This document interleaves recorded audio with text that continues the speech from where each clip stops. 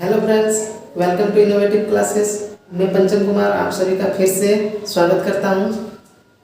दोस्तों, हम लोग पिछले वीडियो में 7.1 पढ़े थे दूरी सूत्र के बारे में। अब हम लोग 7.2 में विभाजन सूत्र पढ़ेंगे, सेक्शन फॉर्मूला पढ़ेंगे। तो चलिए देखते हैं क्या होता है सेक्शन फॉर्मूला।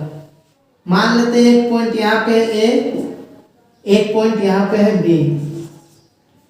इसका कोऑर्डिनेट है x1 और y1 और इसका कोऑर्डिनेट x2 और y2 है। और ये दोनों पॉइंट को एक लाइन ज्वाइन कर रहा है, ये एक लाइन दोनों बिंदुओं को मिला रहा है।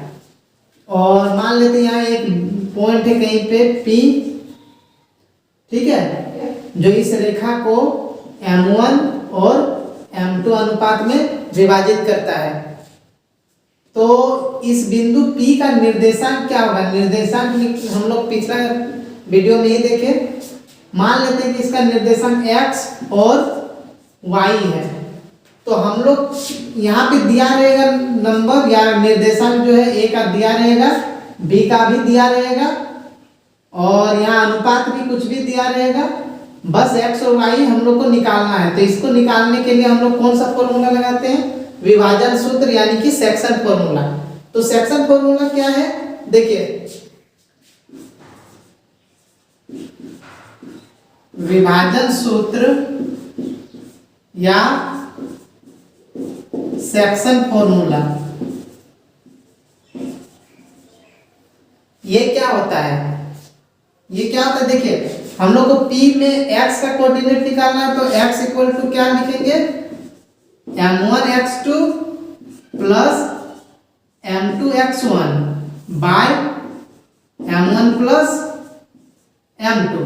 और अगर y का निकालना है, y का निर्देशांक, तो y बराबर m1 y2 plus m2 y1 bye m1 plus m2। ये हो गया सेक्शन फॉर्मूला, ठीक है। और जब हम लोग मध्य बिंदु वाला फॉर्मूला लगाएंगे, मध्य बिंदु का निर्देशांक जब लिखेंगे हम लोग,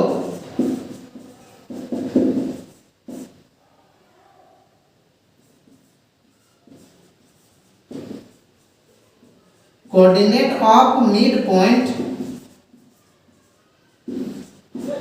अगर मिड पॉइंट होता है, एक लाइन होता है ऐसे, और अगर यहाँ पे A है x1 y1 और यहाँ पे B है x2 और y2, और अगर इसके बीच का पॉइंट है बिल्कुल बीच में, तो उसका जो निकालते हैं हम लोग x y, तो उस समय x इक्वल टू क्या हो जाता है? मध्य बिंदु के समय x इक्वल टू सीधे हो जाता है x1 प्लस x2 बाय 2 और y equal to y1 plus y2 by 2। जब मिड पॉइंट हो तो ये फॉर्मूला लगाना है, ठीक है। अब हम लोग एक्सरसाइज बनाएंगे। अब हम लोग एक्सरसाइज 7.2 का पहला क्वेश्चन देखते हैं। उस बिंदु के निर्देशांक ज्ञात कीजिए जो बिंदुओं -1 और 4 को मिलाने वाले रेखाखंड को 2:3 के अनुपात में विभाजित करता है। Find the coordinate of the point which divide the join of -1 7 and 4 3 in the ratio 2 3। देखिए, मान लेते हैं कि ये एक लाइन है, यहाँ एक पॉइंट है A। पहला पॉइंट क्या है? पहला पॉइंट है -1 7 और दूसरा पॉइंट यहाँ पे B मान लेते हैं, जो कितना है? 4 3 है। और मान लेते हैं बीच में एक पॉइंट है P, जो इस लाइन को किस अनुपात में विभाजित करता है? 2:3, मतलब यहाँ 2 और यहाँ 3 है। और हम लोग मान लेते हैं कि P का निर्देशांक क्या है? x y, ठीक है। हम लोग को यही x और y निकालना है, P का कोऑर्डिनेट यानी कि P का निर्देशांक निकालना है। तो हम लोग को x और y निकालना है। तो x y हम लोग कैसे निकालते हैं? विभाजन सूत्र यानी सेक्शन फॉर्मूला से। तो चलिए हम लोग बनाते हैं। माना बिंदु P x y है। Let the point be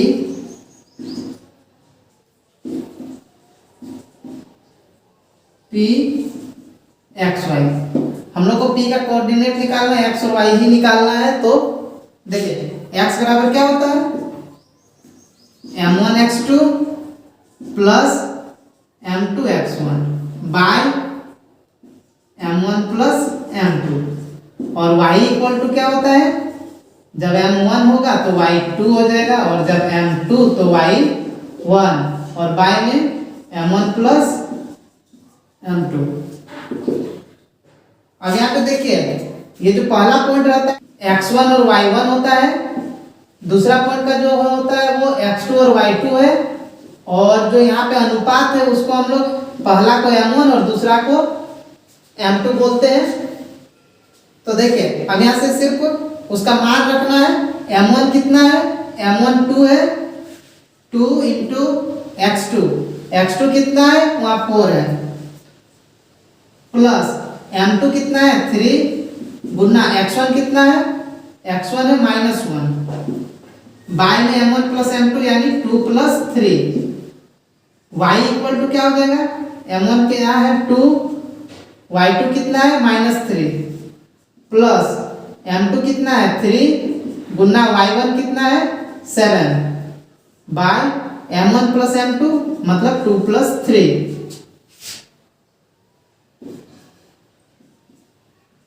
x equal to क्या हो जाएगा, 2 4 जा 8 और प्लस यहाँ पे प्लस माइनस माइनस हो जाएगा, 3 1 जा 3 बाय 5, और यहाँ y इक्वल टू क्या होगा -6 और प्लस 3 7 जा 21 बाय 5।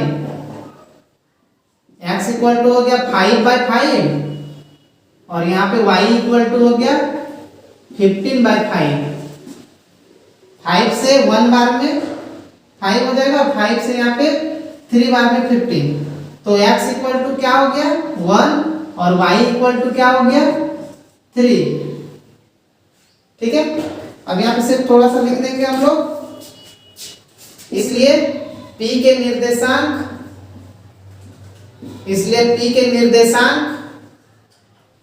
x y बराबर क्या हो जाएगा 1 और 3।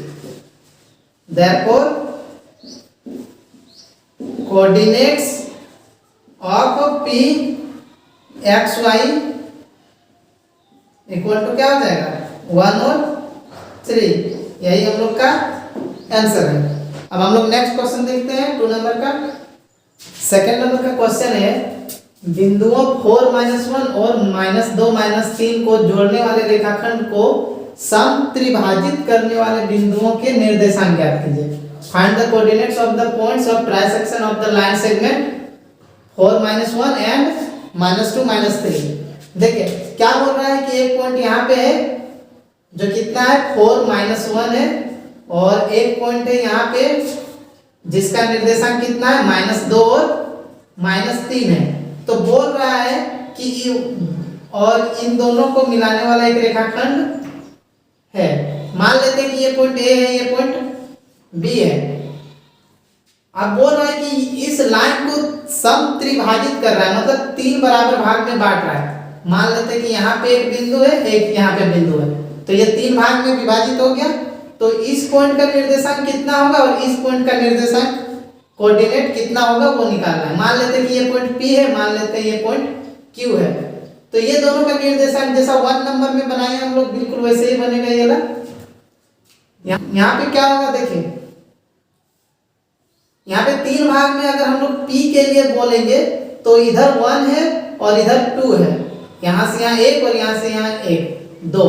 तो अगर P के लिए देखेंगे तो M1 हो जाएगा 1 और M2 हो जाएगा 2, और Q के लिए जब हम लोग देखेंगे तो इस साइड 2 है, 1 और 1 2, मतलब Q के लिए M1 हो जाएगा 2 और इस साइड 1 है यानी M2 हो जाएगा 1।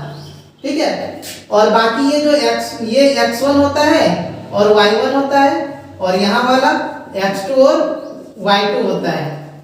P और Q दोनों पॉइंट के लिए x1 y1 और x2 y2 सेम रहेगा, बस m1 और m2 जो अनुपात है वो चेंज होगा। P के लिए 1 और 2 होगा, लेकिन Q के लिए 2 और 1 हो जाएगा। तो हम लोग निकालते हैं, सबसे पहले P का निर्देशांक निकालते हैं।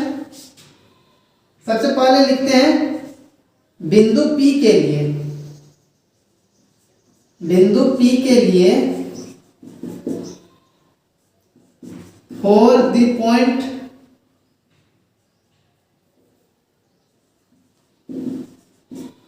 P के लिए क्या होगा, M1 हो जाएगा। देखिए P के लिए इधर 1 है और इस साइड 2 है, मतलब M1 होगा 1 और M2 हो जाएगा 2। ठीक है, यहाँ पे इंग्लिश में क्या लिखेंगे M। ये हो गया। बस हम लोग को P का निर्देशांक निकालना है, फॉर्मूला बस लगाएंगे P के निर्देशांक।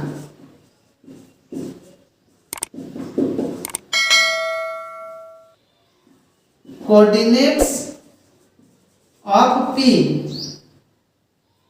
तो हम एक ही लाइन में बनाते हैं, एक्स वाई होता है, तो इसका क्या होता है, x का हो जाएगा m1 x2 plus m2 x1 bye m1 plus m2, और यहाँ पे y वाला का y इक्वल क्या होता है m1 y2 plus m2 y1 bye m1 plus m2। अब m1 कितना है, देखिए P के लिए हम लोग P का निकाल रहे हैं अभी, P बिंदु का, तो P के लिए m1 1 है, 1 गुना x2 तो उतना ही रहेगा -2 प्लस m2 है 2 गुना x1 कितना है, x1 है 4 bye 1 plus 2, m1 plus m2 यानी 1 प्लस 2, और m1 कितना है 1 गुना y2 कितना है -3 प्लस m2 कितना है 2 गुना y1 कितना है -1 बाय m1 प्लस m2 यानी 1 प्लस 2। अब यहाँ कितना हो जाएगा -2, 1 और -2 का मल्टीप्लाई -2 प्लस 2 4 जाए 8 हो जाएगा बाय 2 और 1 कितना हो जाएगा 3। फिर यहाँ पे 1 गुना -3 हो जाएगा प्लस माइनस से 2 1 जा 2 -2 होगा बाय 3। अब यहाँ 8 में 2 घटेगा, कितना बचेगा 6 बाय 3, और यहाँ हो जाएगा -5 बाय 3।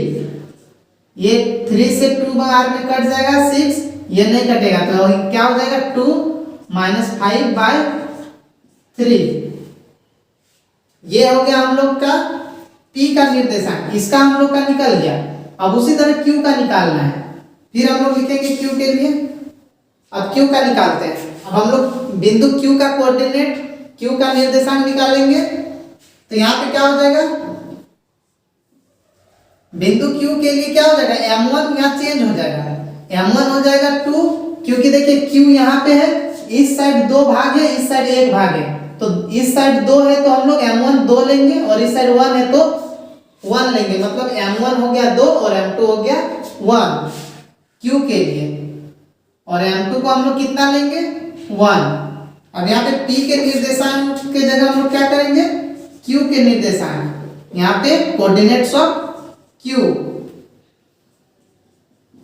अब Q के लिए फॉर्मूला तो सेम रहेगा, बस यहाँ m1 और m2 चेंज हुआ है, तो हम लोग क्या करेंगे, यहाँ m1 और m2 जहाँ जहाँ बदल गया है उसको हम लोग चेंज कर देंगे। m1 हो गया है 2 और m2 हो गया है 1, और यहाँ पे उल्टा हो जाएगा m1 2 प्लस 1।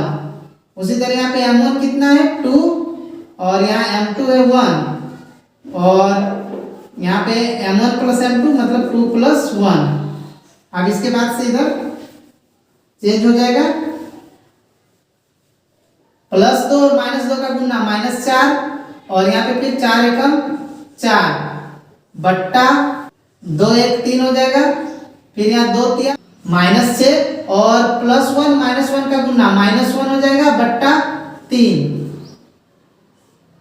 अब यहाँ पे देखिए -4 जोड़ 4 है, तो क्या हो जाएगा 0 हो जाएगा 0 बट्टा 3, और यहाँ पे क्या हो जाएगा -6 और -1 -7 बट्टा 3। अब बराबर क्या हो जाएगा 0 बट्टा 3 0 ही हो जाएगा, और -7/3। तो Q का निर्देशांक ये हो गया हम लोग का answer.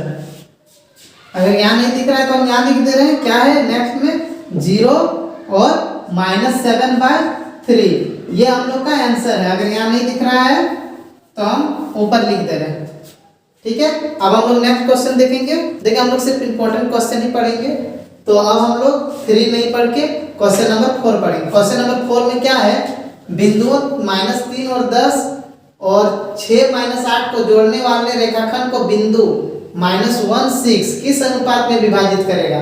Find the ratio in which line segment joining the points -3 10 and 6 -8 is divided by -1 6। अब देखिए ये क्वेश्चन नंबर 1 और 2 का ऑपोजिट है, उसमें अनुपात दिया हुआ था, इसमें अनुपात निकालना है। देखिए एक पॉइंट यहाँ पे है, एक पॉइंट यहाँ पे है, कितना है पहला पॉइंट है -3 और 10 और दूसरा में क्या है 6 -8, और यहाँ बीच में जो हम लोग निर्देशांक या कोऑर्डिनेट निकालते थे वो पहले से ही बता दिया है, -1 और 6 है। x और y का वैल्यू पहले से ही दिया हुआ है, हम लोग को m1 और यहाँ का m2 निकालना है। तो हम लोग बस वही फॉर्मूला लगाएंगे। देखिए यहाँ पे x y होता है, ये बीच में जो होता है यहाँ पे होता है x1 और y1, और यहाँ वाला होता है x2 और y2। तो यहाँ पे हम लोग क्या जानते हैं, x इक्वल टू क्या होता है m1 x2 plus m2 x1 bye में m1 प्लस m2, और y इक्वल टू क्या होता है m1 y2 plus m2 y1 bye m1 plus m2। अब देखिए x का वैल्यू यहाँ पहले से ही पता है -1 है, तो हम लोग क्या करेंगे x का वैल्यू यहाँ -1 पहले से ही रख देंगे। अब m1 कितना है हम लोग को पता नहीं है, m1 कितना है इंटू x2 कितना है वहां पे 6 है, 6 प्लस m2 नहीं मालूम है गुना x1 कितना है -3 बाय m1 प्लस m2 नहीं मालूम है हम लोग को। y का वैल्यू कितना है 6 है, 6 इक्वल टू m1 नहीं मालूम है, और y2 कितना है, y2 है यहाँ पे -8 गुना -8 प्लस m2 नहीं मालूम है गुना y1 कितना है यहाँ 10 है बाय m1 प्लस m2। अब यहाँ पे माइनस, अब देखिए यहाँ पे m1 और m2 को जब इधर लाएंगे तो -1 से मल्टीप्लाई हो जाएगा, तो दोनों का जब -1 से मल्टीप्लाई करेंगे, इसको जब करेंगे -m1 को -1 से तो -m1 ही रहेगा, और प्लस m2 का -1 से मल्टीप्लाई -m2 हो जाएगा इक्वल। अब यहाँ पे देखिए 6 और m1 का गुना 6m1 हो जाएगा, और यहाँ पे प्लस माइनस माइनस हो जाएगा, और 3 और m2 का मल्टीप्लाई 3m2। अब यहाँ पे देखिए इसी तरह m1 और m2 को इधर लाएंगे तो इससे मल्टीप्लाई होगा 6 से, तो 6 और m का गुना होगा 6m1 होगा, 6 और m2 का गुना प्लस में 6m2 होगा, और इक्वल टू यहाँ पे ऊपर में क्या हो जाएगा माइनस में 8m1, और यहाँ 10 और m2 का गुना प्लस में 10m2। अब यहाँ पे क्या करेंगे, देखिए यहाँ m1 और m2 है, यहाँ भी m1 और m2 है, तो यहाँ पे क्या करेंगे हम लोग m1 वाला को एक साइड लेके आएंगे, तो यहाँ पे -m1 और ये 6m1 यहाँ पे प्लस में इस साइड आएगा तो माइनस में हो जाएगा 6m1 इक्वल टू यहाँ पे -3m2 है, और ये m2 को उस साइड ले जाएंगे, माइनस में m2 है तो इस साइड आएगा, तो इक्वल के इस साइड आ गया तो प्लस में हो गया m2।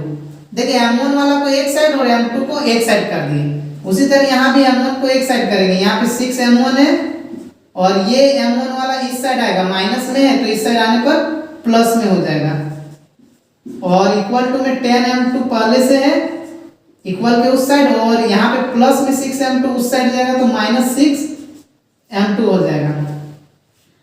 अब देखिए -m1 यानी यहाँ -1 है, -1 और -6 कितना हो जाता है -7 होता है, m1 इक्वल टू -3 और प्लस में यहाँ 1 है, -3 + 1 कितना होता है -2m2।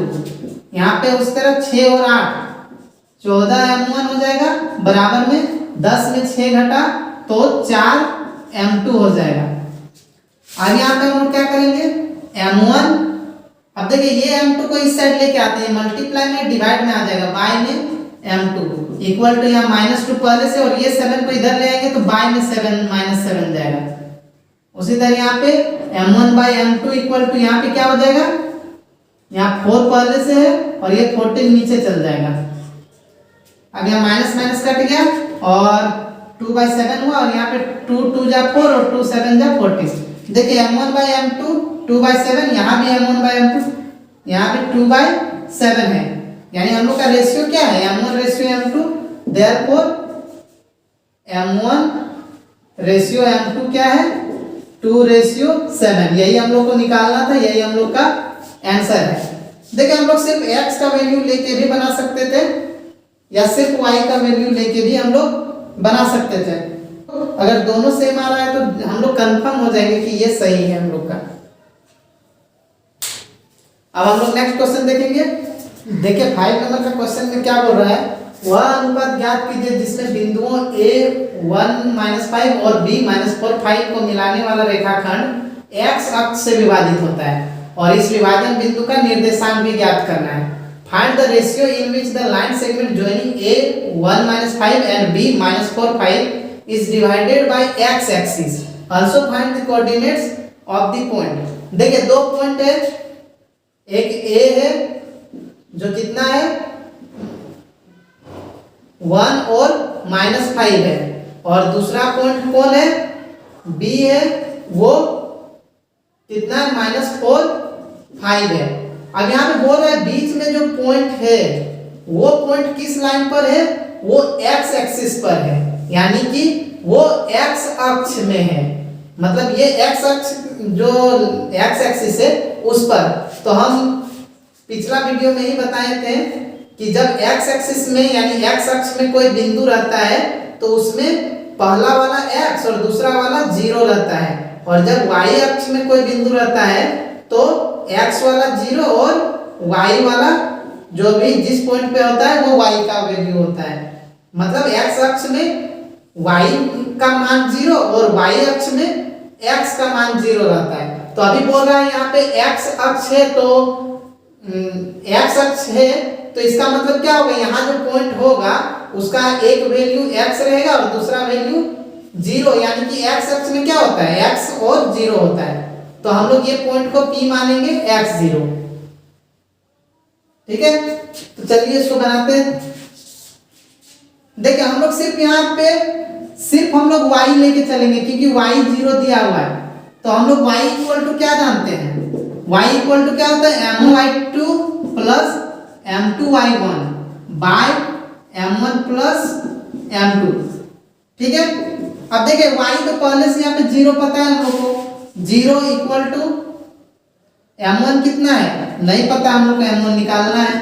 y2 कितना है, देखिए ये x1 ये y1 ये x2 और ये y2, तो y2 कितना है हम लोग का 5 है, 5 प्लस m2 नहीं मालूम है गुना y1 क्या है -5 है, -5 बाय m1 m2 नहीं मालूम है।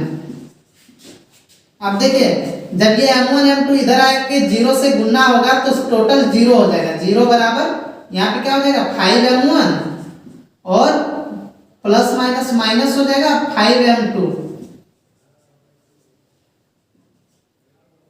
तो अब देखिए m1 और m2 को दोनों को अलग अलग साइड करेंगे, m1 को बराबर के इस साइड ले आते हैं, माइनस देखिए प्लस में माइनस में हो जाएगा 5m1 और इक्वल में यहाँ माइनस में हो जाएगा 5m2।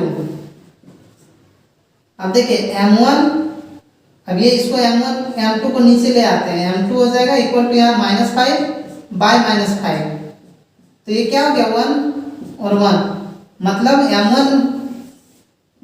m1 अनुपात m2 कितना निकल गया हम लोग का 1:1। अब हम लोग को इस बिंदु का निर्देशांक निकालना है, तो इसका निर्देशांक निकालने के लिए ये सेकेंड वाला तो हम लोग को पता है, हम लोग को बस x निकालना है। अब जब तक m1 और m2 नहीं पता रहता तब तक हम लोग तो नहीं निकाल पाते, तो m1 m2 हम लोग को पता चल गया। अब हम लोग को x निकालना है, तो x इक्वल टू क्या होता है m1 x2 plus m2x1 bye m1 plus m2। m1 कितना है 1 गुना x2, x2 कितना है यहाँ पे x2 देखिए -4 प्लस m2 कितना है 1 ही है गुना x1 कितना है 1 है बाय m1 यानी कि 1 प्लस m2 भी 1। तो ये क्या हो जाएगा -4 और +1 बाय में 2, यहाँ पे क्या हो जाएगा -3/2 हो गया। अब देखिए x भी निकल गया यानी कि ये जो पॉइंट है इसका निर्देशांक क्या होगा, इसलिए उस बिंदु का निर्देशांक क्या होगा, उस बिंदु का निर्देशांक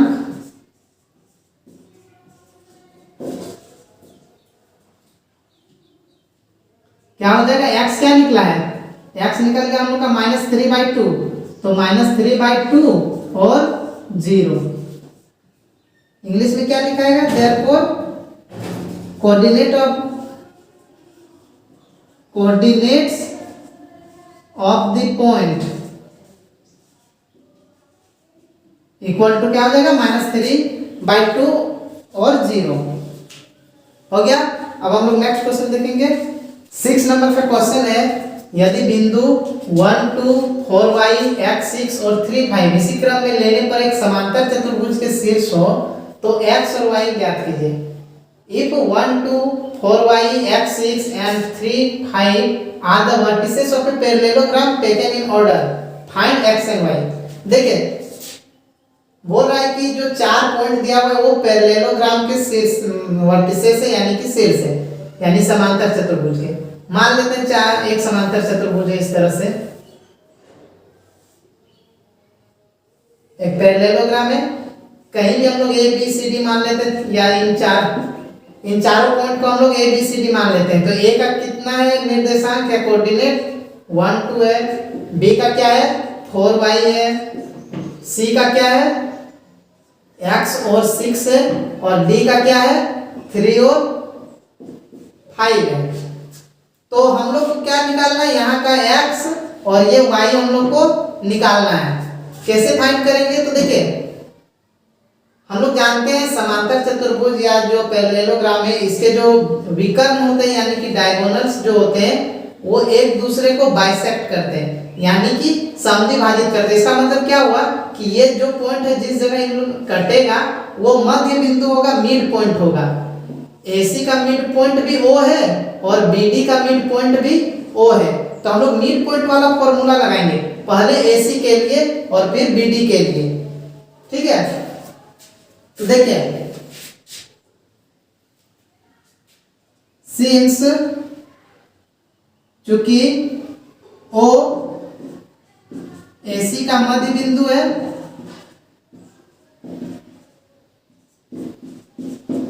since O is midpoint of AB, of AC, therefore coordinate, अब निर्देशांक निकालेंगे O का, इसलिए O का निर्देशांक, O के निर्देशांक क्या हो जाएंगे, या therefore coordinates of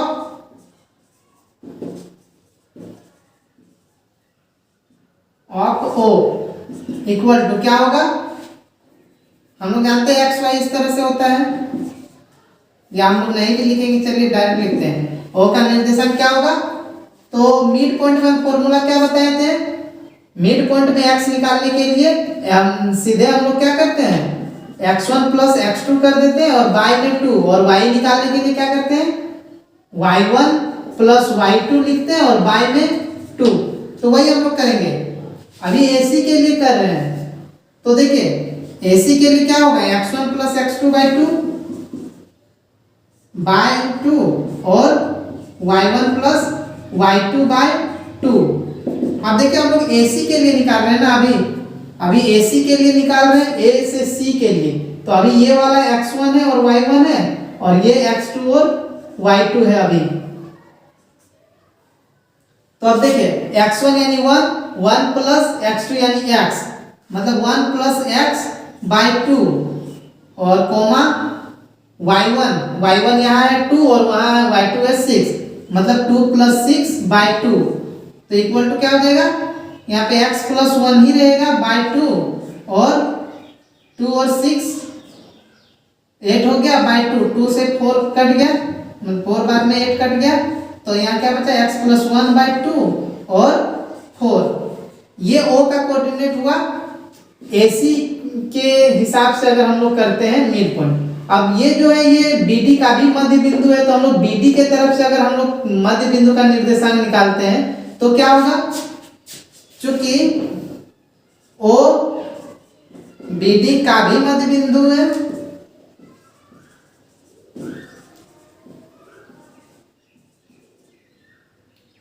since O is also midpoint of BD, अगर O BD का भी मध्य बिंदु है तो O का निर्देशांक क्या हो जाएगा, तो therefore कोऑर्डिनेट्स ऑफ O या O के निर्देशांक, इसलिए O के निर्देशांक क्या हो जाएंगे, या coordinates of O equal to वही सेम फॉर्मूला हम लोग लगाएंगे x1 + x2। तो देखिए हम सीधे करते हैं, x1 यहाँ पे क्या है 3 है, इधर से जब देखेंगे हम लोग तो x1 y1 और यहाँ x2 और y2 होगा, तो यहाँ पे x1 + x2 यानी 3 + 4, 3 + 4 बाई में 2 होता है, और y वाला के लिए y1 + y2 मतलब 5 + y बाई 2। अब यहाँ थोड़ा सा हम साफ कर लेते हैं, यहाँ पे बनाते हैं आगे। अब देखिए 3 और जो 4 कितना हो जाएगा, 3 और 4 7, 7/2, और इधर हो गया 5 + y या y + 5, जैसे भी लिखेंगे हम लोग सब सही है, बाई 2। अब देखिए ये जो निकला ये भी इस हिसाब, ये जो निकला ये O का निर्देशांक है, और पहले जो हम लोग के यहाँ पे निकला था ये भी O का निर्देशांक है, तो ये दोनों पॉइंट तो एक ही जगह पे है, तो ये दोनों तो आपस में बराबर होंगे, ये जो है उतना ही ये होना चाहिए, क्योंकि O का निर्देशांक ये भी है और O के निर्देशांक यानी कोऑर्डिनेट्स ये भी है, तो ये दोनों तो आपस में बराबर होने चाहिए, मतलब इसका जो शुरू वाला है x वाला इसका x वाला से इक्वल होना चाहिए, और इसका जो y वाला है यहाँ y वाला से इक्वल होना चाहिए, क्योंकि ये O जो है वो सेम जगह पे है, तो निर्देशांक भी सेम ही निकलेगा। इसलिए अब हम लोग क्या करेंगे, देखिए यहाँ पे x +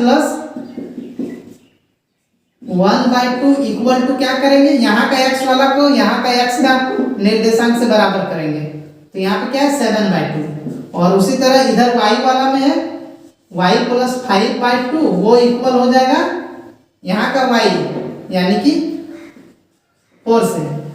ठीक है, हम लोग बस क्या किए, दोनों तो O का ही निर्देशांक है, तो हम लोग बस निर्देशांक को बराबर किए, यहाँ भी x का वैल्यू निकला फर्स्ट में, यहाँ भी, तो ये दोनों को आपस में बराबर किए, यहाँ y और यहाँ y का वैल्यू है, तो ये दोनों को आपस में इक्वल किए, इससे क्या होगा x और y निकल जाएगा। अब यहाँ पे क्या होगा, देखिए 2 2 कट गया, तो x = 7 और ये +1 उधर हो गया -1, तो x = 6, और इधर y में क्या हो जाएगा, यहाँ तो नहीं होगा, तो y + 5 इक्वल टू, ये उस साइड गया 2 डिवाइड में, इस साइड गया मल्टीप्लाई, तो 2 4 जा 8 हो गया, तो y इक्वल टू क्या हो गया 8 - 5, तो y इक्वल टू हो गया 3, तो x क्या हो गया 6 और y, therefore x = 6 और y = 3, आंसर हो गया हम लोग का 6 और 3। ठीक है, अब हम लोग नेक्स्ट क्वेश्चन देखेंगे। 7 नंबर का क्वेश्चन है, बिंदु A के निर्देशांक ज्ञात कीजिए जहां AB वृत्त का व्यास है और जिसका केंद्र 2 - 3 है तथा B के निर्देशांक 1 - 4 है। Find the coordinate of the point A where AB is the diameter of the circle whose center is 2 - 3 and B is 1 4। देखिए क्या बोल रहा है कि एक वृत्त है इस तरह से, और AB क्या है, एक व्यास है, AB व्यास है यानी डायमीटर है AB। अब यहाँ पे क्या बोल रहा है, A का कोऑर्डिनेट निकालना है, B का कोऑर्डिनेट दिया हुआ है कितना 1 और 4, बीच का जो केंद्र है, सेंटर जो है, उसका भी निर्देशांक दिया हुआ है 2 - 3, 2 - 3, और a का हम लोग को निकालना है। तो देखिए इस तरह का जब रहता था तो हम लोग क्या करते थे, यहाँ का पॉइंट को हम लोग x1 और y1 मानते थे, यहाँ जो होता था उसको हम लोग x2 और y2 मानते थे, और बीच में जो होता था वो x और y होता था। ठीक है, तो हम लोग यहाँ पे देखिए O क्या है, मध्य बिंदु है ना, तो यहाँ लिखेंगे चूंकि O जो है O AB का मध्य बिंदु है,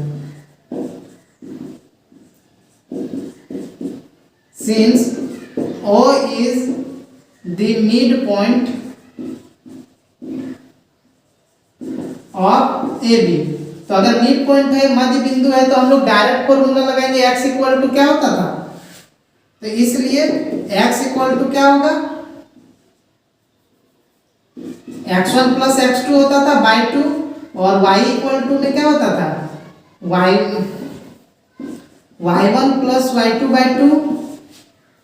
अब देखिए x दिया हुआ है 2 पहले से, 2 इक्वल टू x1, देखिए x1 हम लोग को नहीं पता है, x1 प्लस x2 कितना है 1 बाई 2, और यहाँ पे y तो पता है हम लोग को -3 है, -3 इक्वल टू y1 कितना है, y1 हम लोग का नहीं पता है, प्लस y2 कितना है, y2 4 है, और बाई 2। अब यहाँ पे ये 2 इस साइड आएगा तो मल्टीप्लाई होगा, 2 2 जा 4 इक्वल टू यहाँ x1 प्लस 1, और यहाँ पे 3 2 जा -6 हो जाएगा, और यहाँ y1 प्लस 4। अब ये 1 को इधर ले आएंगे तो 4 - 1 इक्वल टू x1, और -6 ये इधर आ जाएगा 4, तो -4 इक्वल टू y1। तो x1 यहाँ पे क्या हो जाएगा, x1 इक्वल टू 3, और y1 इक्वल टू यहाँ पे हो जाएगा -10।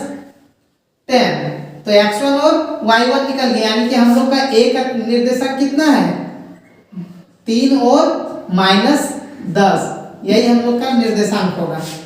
यहाँ पे क्या हो जाएगा, इसलिए a के निर्देशांक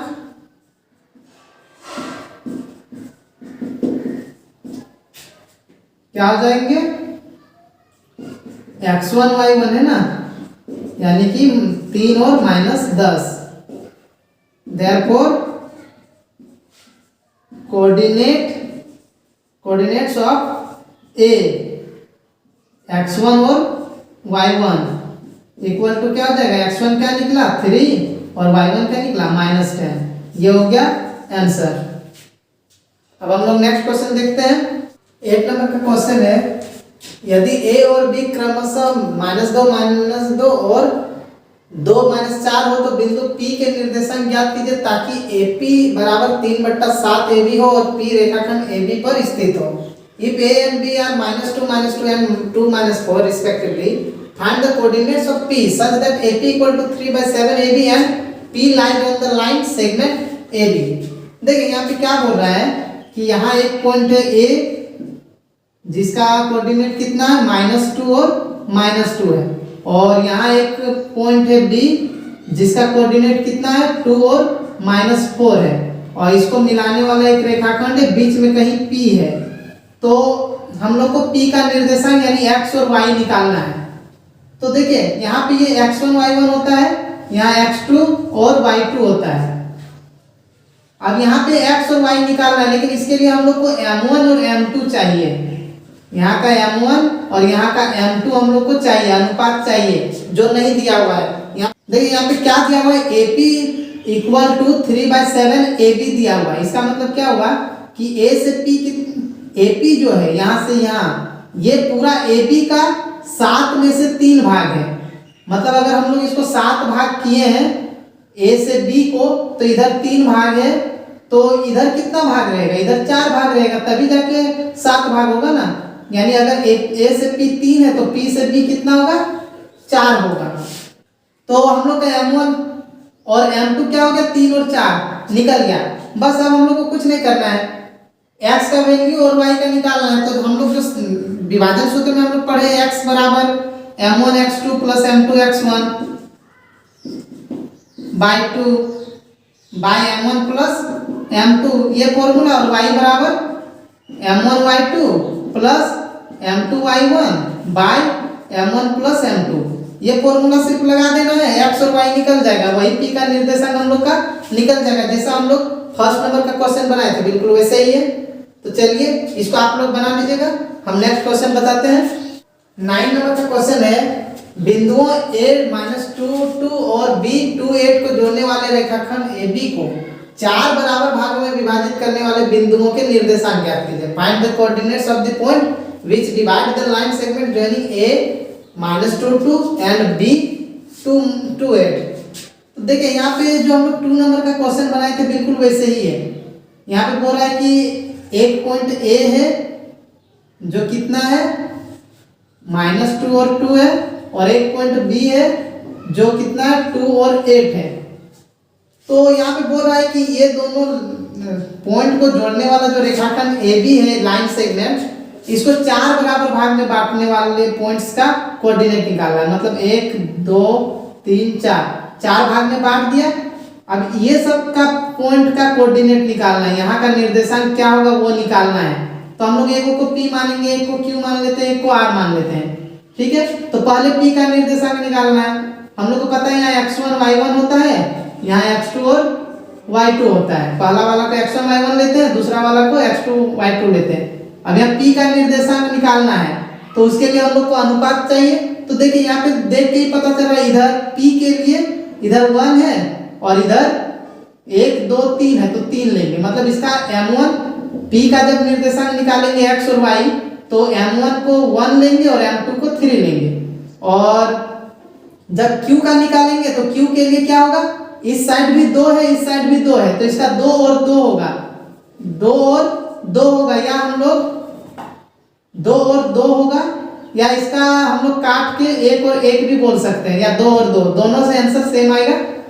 और जब r का निर्देशांक निकालेंगे तो इस साइड 3 है r के लिए और इधर 1 है, तो इसका अनुपात क्या होगा 3 और 1। और उसी तरह बिल्कुल जैसा हम लोग 2 नंबर का क्वेश्चन बनाए, पहले p का निर्देशांक निकालेंगे, फिर q का निकालेंगे, फिर r का निकालेंगे अलग अलग। x1 y1 और x2 y2 दोनों का सेम ही रहने वाला है, कि तीनों में से किसी x1 y1 और x2 y2 तीनों पॉइंट के लिए सेम है, बस m1 और m2 तीनों बार बदलेगा, ठीक है। तो इसको बना लीजिएगा।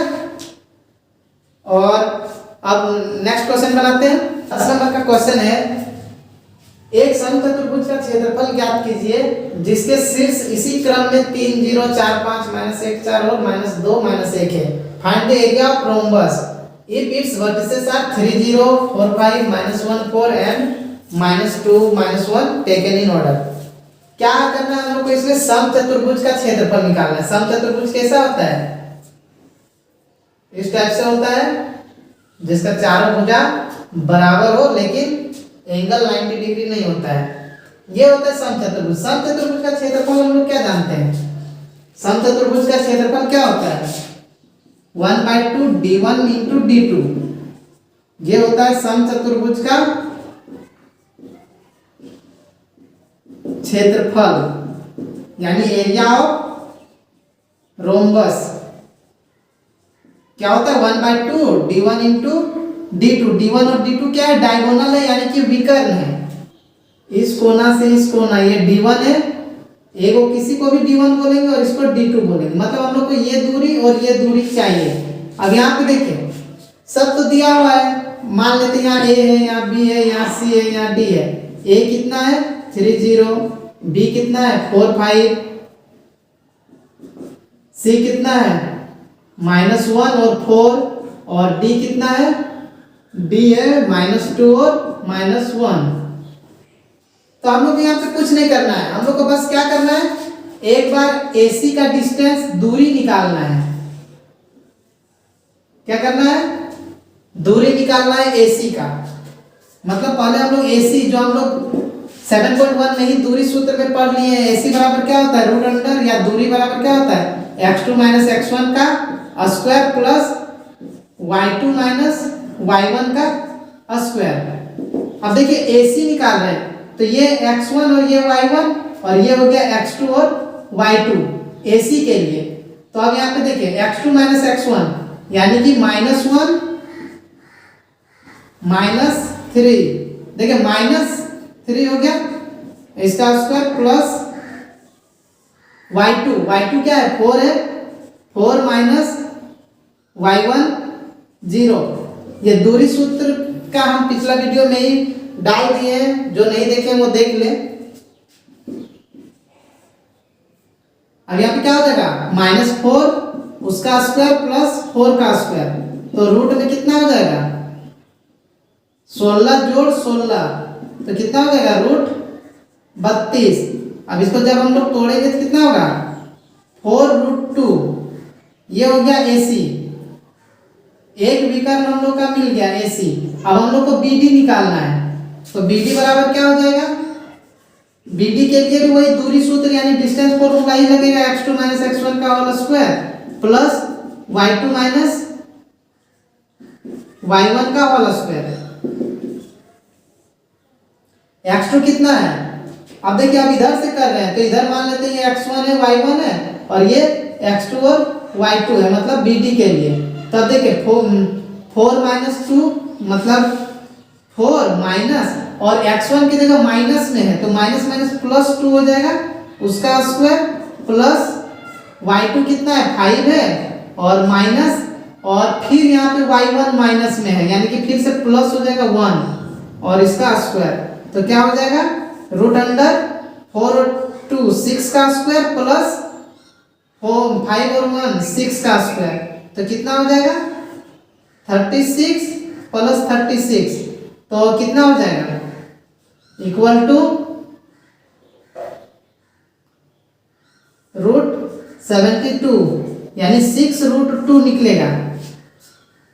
ठीक है, AC पता चल गया, BD पता चल गया। अब हम लोग क्या करेंगे समचतुर्भुज का क्षेत्रफल निकालेंगे। समचतुर्भुज का क्षेत्रफल बराबर क्या लिखेंगे यहाँ पे 1/2 गुना AC गुना BD, यानी पहला विकर्ण गुना दूसरा विकर्ण, first diagonal into second diagonal, 1/2 into AC हम लोग का क्या निकला 4√2 गुना BD क्या निकला 6√2।